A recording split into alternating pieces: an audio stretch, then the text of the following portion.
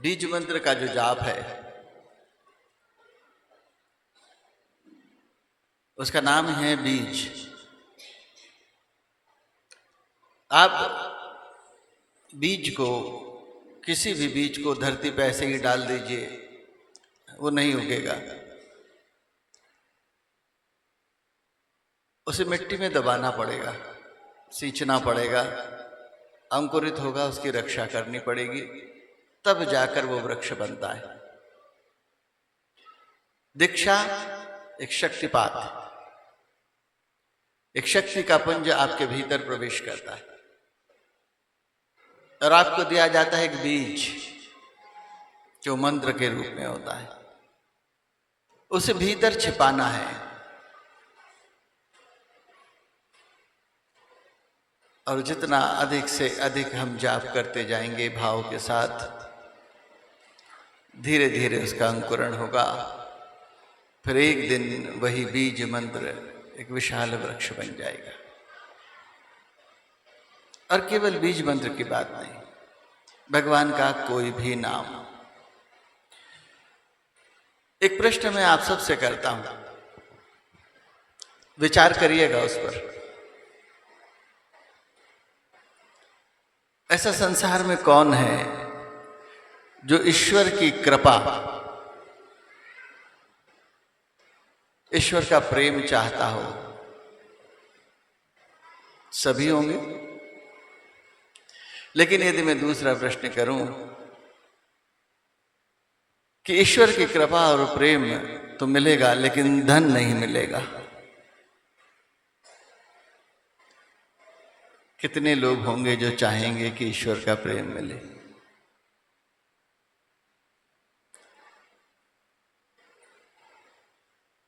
कोई 1% लोग होंगे, क्योंकि हम कलिकाल में रह रहे हैं। इस कलिकाल में ईश्वर की ओर हमारा मुख होना, हमारा चित्त, हमारी वृत्ति होना ईश्वर की विशेष कृपा के बिना संभव नहीं है। कल जुग केवल नाम आधारा, सुमिर सुमिर नर उतरहि पारा। आपको संसार की लौकिक अलौकिक कौन सी वस्तु चाहिए? वो सब मिलेंगे आपको, लेकिन नाम लेना पड़ेगा, ईश्वर का कीर्तन करना पड़ेगा। सिद्धियां चाहिए, वृद्धियां चाहिए, धन चाहिए, कृपा चाहिए, प्रेम चाहिए, क्या चाहिए आप? संसार में 90% लोग ऐसे हैं जिन्हें वास्तव में ये पता ही नहीं है कि उनको चाहिए क्या। उन्हें चिंतन ही नहीं किया कभी। जो तात्कालीन आवश्यकता है बस ये चाहिए। वो चाहते क्या है, कभी चिंतन ही नहीं किया कि मैं चाहता क्या। अभी अगर तुम्हारे सामने भगवान प्रकट हो जाएं और कहें कि मांगो, क्या मांगना है? 10 सेकंड के लिए आया हूं मैं,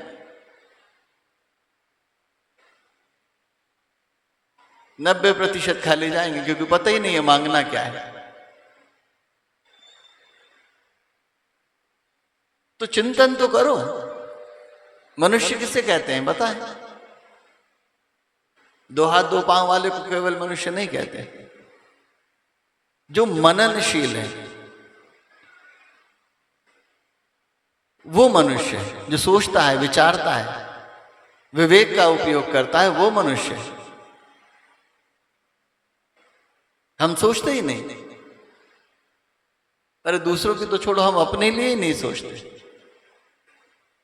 और अपने लिए शायद इसीलिए नहीं सोचते क्योंकि पूरा समय तो दूसरों के सोचने में चला जाता। वो क्या कर रहा है, वो क्यों कर रहा है, वो कैसे कर रहा है। पूरा जीवन दूसरों के लिए दे दिया, खुद के लिए सोचा ही नहीं। सोचो, विचार करो कि ईश्वर से आप क्या चाहते हो, क्या मांगना चाहते हो। और मैं आपको बताऊं, आप संसार की कोई भी वस्तु ईश्वर से मांगना चाहते हैं, केवल एक नाम कीर्तन ऐसा है जो आपको सब दे देगा। उसके लिए कोई भी चीज दुर्लभ नहीं है। ईश्वर के नाम के लिए कोई भी चीज दुर्लभ नहीं, सब मिलेगा जो चाहते हो। लेकिन अगर पानी चाहते हो तो कुआं तो खोदना पड़ेगा। एक कुदाल मारने से तो पानी नहीं मिलेगा। सतत नाम जाप, प्रेम से, भाव से। और शुरू में भाव ना भी बने ना तो मशीन जैसे भी बोलो, कोई दिक्कत नहीं है। वो नाम इतना शक्तिशाली है कि थोड़े समय में अपने आप तुम्हें अपनी ओर खींच लेगा और वो भगवान को भी खींच लेगा। कैसे होते हैं भगवान के भक्त जो नाम जाप करते हैं? भगवान भी आनंद लेते हैं सबका। एक भक्त के सामने भगवान प्रकट हो गए और बड़ा विचित्र प्रश्न किया भगवान ने। भक्त से बोले कि तुम मुझे चाहते हो कि मेरा नाम चाहते हो? तुम कहो तो मैं यहीं रह जाऊं, फिर नाम नहीं मिलेगा, और नाम मिला तो फिर मैं चला जाऊंगा। भक्त का जवाब क्या था? प्रभु आप जाओ, मुझे तो आपका नाम चाहिए, क्योंकि जहां नाम होगा वहां तो राम होगा ही होगा।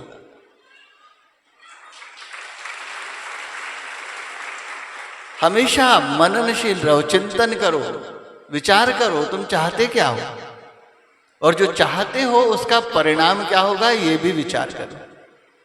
केवल यही विचार मत करो कि मुझे चाहिए क्या। भौतिकता में जो भी मांगोगे वो अंतहीन है, कोई सीमा नहीं। धन कोई कितना चाहता है, कोई सीमा है? कोई सीमा नहीं। लेकिन अगर भगवान को चाहते हो तो भगवान ही सीमा है, उसके आगे पीछे क्या है?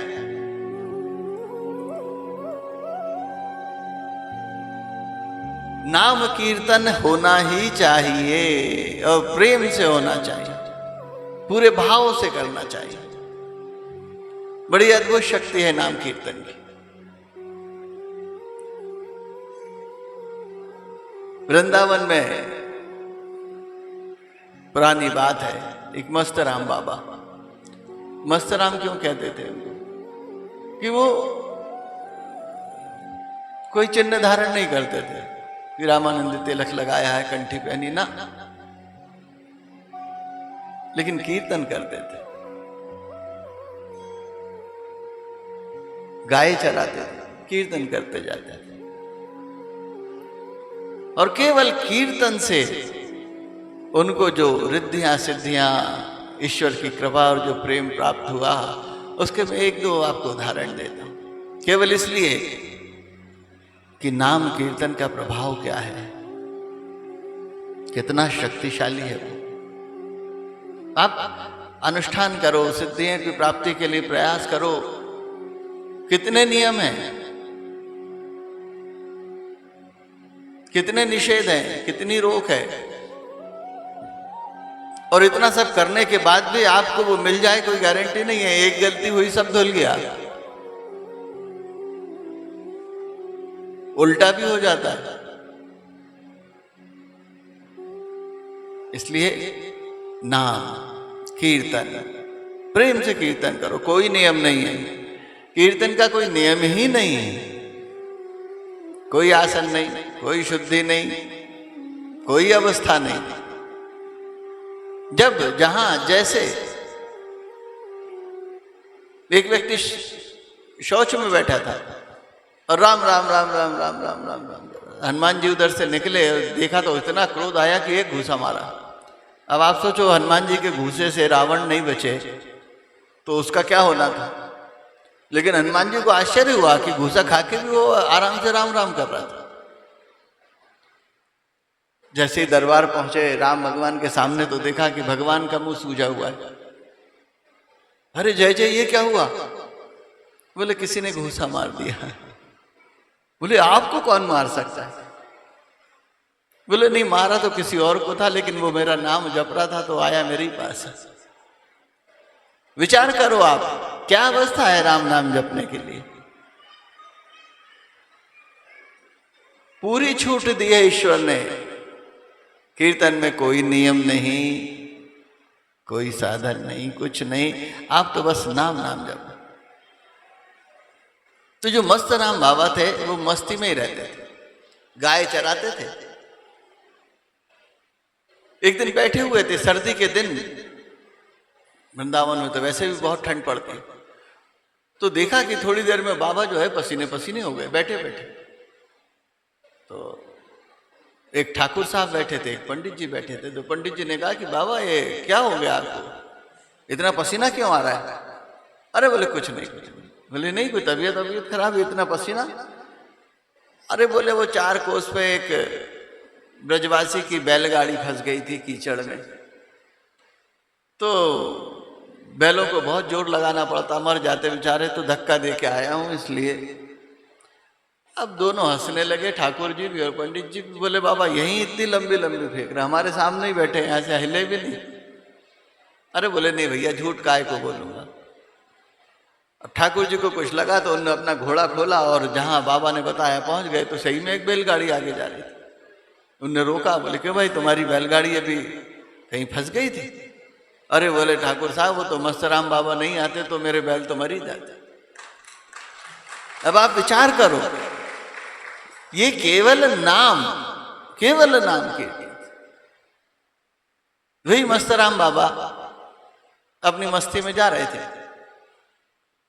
एक गुर्जर हैंडपंप पे नहा रहा था। सर्दी के दिन, ठंड पड़ रही है, और बाबा को छेड़ने के लिए, परेशान करने के लिए बोले बाबा, बोले हाँ पानी पियोगे? अब इतनी ठंड में कौन पानी के लिए पूछता है? बाबा बोले पिला नहीं पाएगा तू। अरे बोले क्या बात करते बाबा, क्यों नहीं पिला पाऊंगा? बोले चल पिला, पर गिन के पिला ना। अब कुएं से बाल्टी भर भर के वो गुर्जर मस्तराम बाबा को पानी पिला रहे हैं। आप कल्पना नहीं कर सकते, आप सोच नहीं सकते, और जिनके चित्त में थोड़ा सा भी अविश्वास है संतों के प्रति, वो विश्वास भी नहीं कर सकते कि मस्तराम बाबा ने कितनी बाल्टी पानी पिया होगा। 800 से ऊपर बाल्टी पानी मस्तराम बाबा पी गए। अब वो पहलवान था गुर्जर, वो ढेर हो गया, गिर पड़ा। बोले बाबा क्षमा कर। बाबा बोले नहीं नहीं कोई बात नहीं, वो तेरा एक जो खेत था वो सूखा था, उसमें पानी नहीं था तो वो पानी डाला है हम। 800 बाल्टी पानी इधर पिया, उधर खेत सींच दिया बाबा ने। वो जाके दौड़ा गया खेत में तो पूरा खेत गीला था। ये नाम का प्रभाव है। बाबा ने कोई सिद्धि के लिए प्रयास नहीं किए। नाम, प्रेम से नाम जाप करो, जितना अधिक से अधिक नाम जाप कर सकते हो करो। तो मैं तो सबको बोलता हूं, दुकान है, ऑफिस है, घर है, जहां तुम सबसे अधिक समय बिताते हो, जहां भी तुम्हारी गाड़ी है, सब जगह लिखो, पर्ची बना लो, राम नाम जपो, स्मरण करो। जो नाम अच्छा लगता है उसकी पर्ची बना के चिपका लो। क्योंकि आपका मन जो है वो अभ्यासी नहीं है, उसको अभ्यास ही नहीं है। अगर किसी बच्चे को बचपन से ही चरका चरका चरका खिलाया जाए तो मीठा नहीं खा पाएगा। अभ्यास नहीं है, स्वाद ही नहीं है उसको।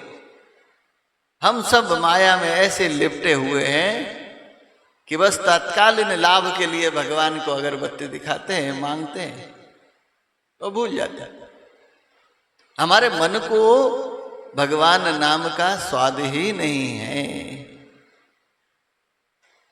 प्रैक्टिस नहीं है, अभ्यास ही नहीं है उसको जपने का। रस कैसे आएगा?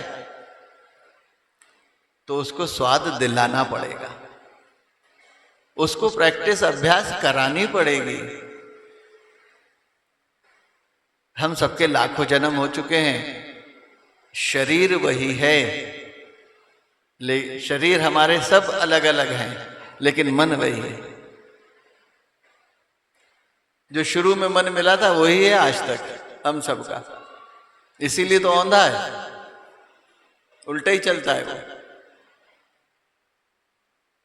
अगर सीधा चल रहा होता तो हमारे जन्म ही नहीं होते। अभी तक तो हम भगवत धाम में पहुंच गए होते। क्यों नहीं पहुंचे? क्योंकि मन ही उल्टा चल रहा है। समय है, चिंता करो, मनन करो, चिंतन करो, मन का अभ्यास बदलो। ये जो मैंने आपको बताया ना कि लिख लो, हर जगह जहां तुम अधिक समय बिताते हो वहां लिख लो। मनन, भगवान का नाम जापना है, राम नाम, हरि नाम, स्मरण करो, जाप करो, लिख लो सब। धीरे धीरे मन का अभ्यास होगा। आंखें जब पड़ेंगी तो अभ्यास होगा, याद आएगा, स्मरण होगा। कम से कम जितनी बार देखोगे उतनी बार तो भगवान का नाम याद आएगा कि नहीं आएगा? ऐसे ही मन का अभ्यास बढ़ाते जाओ। धीरे धीरे धीरे धीरे धीरे धीरे आनंद आने लगेगा। और जिस दिन रस आने लगा उस दिन फिर पीछे मुड़ के नहीं देखना है। एक बार मैंने ऐसे किसी से कहा कि भाई कीर्तन किया करो। उनका उत्तर क्या था? क्या फायदा साहब, मन ही नहीं लगता तो फायदा क्या होगा? बहुत बढ़िया। ऐसा भी तो होता है ना, भोजन में मन नहीं लगता कई बार। दो दिन नहीं अगर खाए ना आदमी तो तीसरे दिन तो डॉक्टर के पास जाता सीधा। मन लगे नहीं लगे वो तो खाना है। क्योंकि हमें पता है कि इससे शरीर कमजोर होगा, बीमारी होगी, हम मर भी सकते हैं। लेकिन हमको ये नहीं पता कि ईश्वर का कीर्तन नहीं किया तो हम अंदर से कमजोर हो रहे हैं, हम अंदर से मर रहे हैं, हम खोखले हो रहे हैं।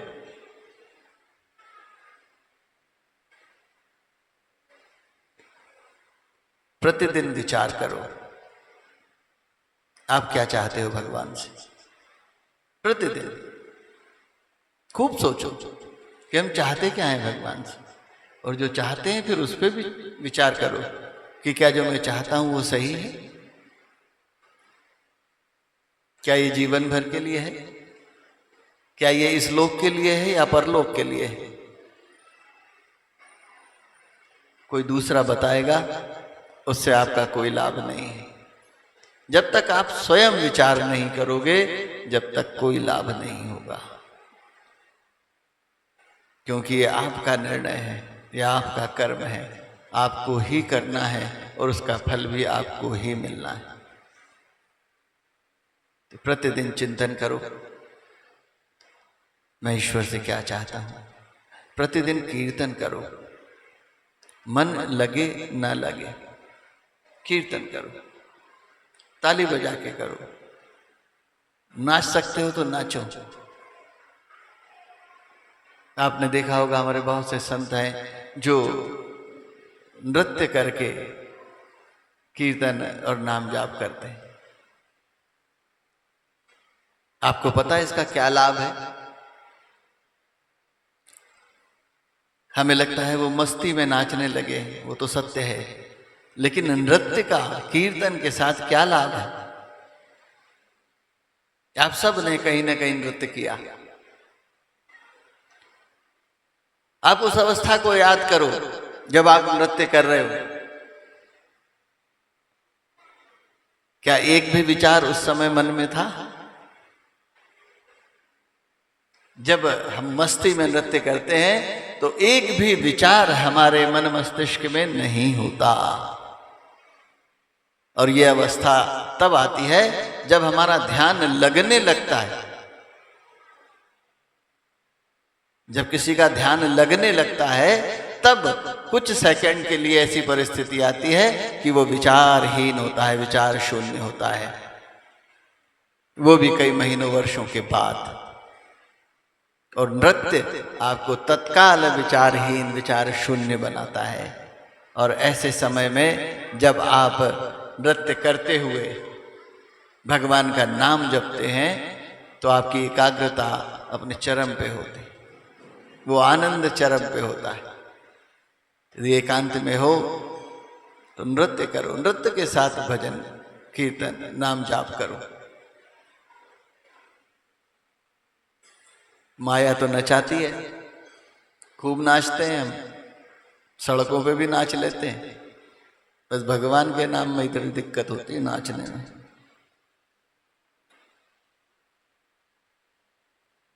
तो आज का जो सार था वो भगवान का नाम है। कलिकाल में सबसे अच्छा साधन नाम है।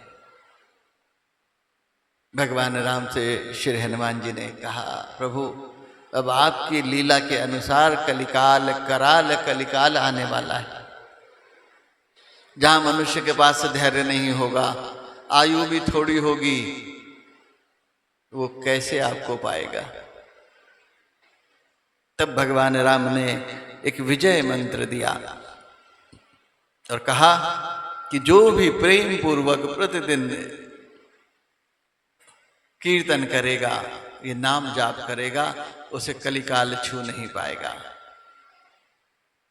और वो विजय मंत्र क्या है? श्री राम जय जय राम। बोलिए श्री राम जय जय राम। ओ श्री राम जय जय राम। श्री राम जय जय राम। श्री राम जय जय राम। श्री राम जय जय राम। श्री राम जय जय राम। बोलो श्री राम जय जय राम। ओ श्री राम जय जय राम। श्री राम जय जय राम। श्री राम जय जय राम। श्री राम जय जय राम। श्री राम जय जय राम। श्री राम जय जय राम। श्री राम जय जय राम। श्री राम जय जय राम। ओ श्री राम जय जय राम। श्री राम जय जय राम। श्री राम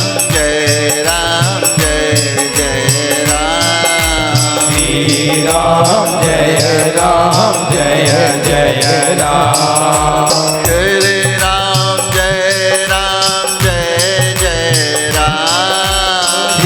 राम जय जय राम। श्री राम जय जय राम। श्री राम जय जय राम। ओ श्री राम जय जय राम। राम राम राम राम राम राम राम राम। राम राम राम राम राम राम। राम राम राम राम राम राम राम। राम राम राम राम राम। श्री राम जय जय राम। श्री राम जय जय राम। बोलो श्री राम जय जय राम। श्री राम जय जय राम। श्री राम जय जय राम। श्री राम जय जय राम।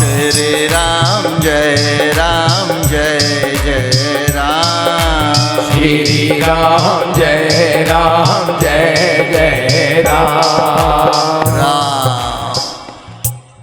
तो ये विजय मंत्र भगवान श्री राम ने स्वयं श्री हनुमान जी महाराज को दिया कि कलिकाल में इसका कीर्तन करो तो कल युग तुम्हें छू भी नहीं पाएगा। तो चिंतन करो, विचार करो, मनन करो, आप क्या चाहते हो, फिर एक जगह स्थिर हो जाओ। जो चाहते हो उसके भी परिणाम दुष्परिणाम विचार करो, लोक परलोक का चिंतन करो और साथ भगवान का कीर्तन करो। सबसे सरल माध्यम संकीर्तन है, कीर्तन है, भगवान का नाम है। गुरु पर्व 3 दिन का है। कल सुबह पालकी महोत्सव है 9 बजे से, तो आप सबको पधारना है। सद्गुरुदेव भगवान भ्रमण पर निकलेंगे और पूरी सकारात्मकता, जहाँ जहाँ से वो निकलेंगे वहाँ वहाँ सकारात्मकता का प्रभाव बढ़ता जाएगा, क्योंकि संत जहाँ जाते हैं वहाँ कल्याण ही करते हैं। और हम सब सहभागी बने, हम सब उनके साथ चलें इस भाव से कि हमारे गुरुदेव आगे चल रहे हैं और हम सब उसका अनुसरण कर रहे हैं। कल रात्रि को 8 बजे से भजन संध्या है। आश्रम जब किसी को आमंत्रित करता है तो वो निश्चित रूप से हमारा मेहमान होता है, क्योंकि हमने उसको बुलाया है।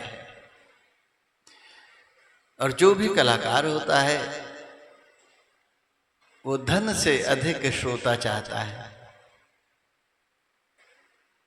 तो आप सब कल रात को 8 बजे भी इतनी ही उपस्थिति में यहाँ पधारें, क्योंकि भगवती की कृपा से कैमरे सब तरफ लगे हुए हैं। तो पता ही है कि अभी कौन कौन आया और कल कौन कौन नहीं आया, क्योंकि आजकल ऊपर वाले से नहीं डरते, कैमरे से डरते। लेकिन आप सब स्वेच्छा से आएंगे। और देखिए, कोई भी कार्यक्रम होता है वो सबकी सहभागिता से ही सफल होता है। अब हमारे अतिथि कलाकार आए, और अतिथि तो नहीं बोलना चाहिए, क्योंकि अतिथि का अर्थ होता है जिसके आने की कोई तिथि ना हो। तो तिथि तो निश्चित है। वो आए और यहाँ 4 लोग बैठे हों तो ये तो उनका अपमान हो जाएगा। इसलिए आप सभी कल 8 बजे भी पधारें और भजन संध्या का आनंद लें। जय माँ।